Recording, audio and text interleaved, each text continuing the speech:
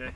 Hi, my name is Lieutenant Colonel Joel Johnston. Today I want to show you the Australian T2 Mark 5. It's an experimental rifle designed to replace the FAL.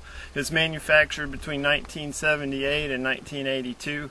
Only 700 of them were imported to the United States. It's caliber 5.56, and this is an early version, serial number 12. The good thing about this weapon is it uses standard M16 magazines. Insert the magazine in the magazine well.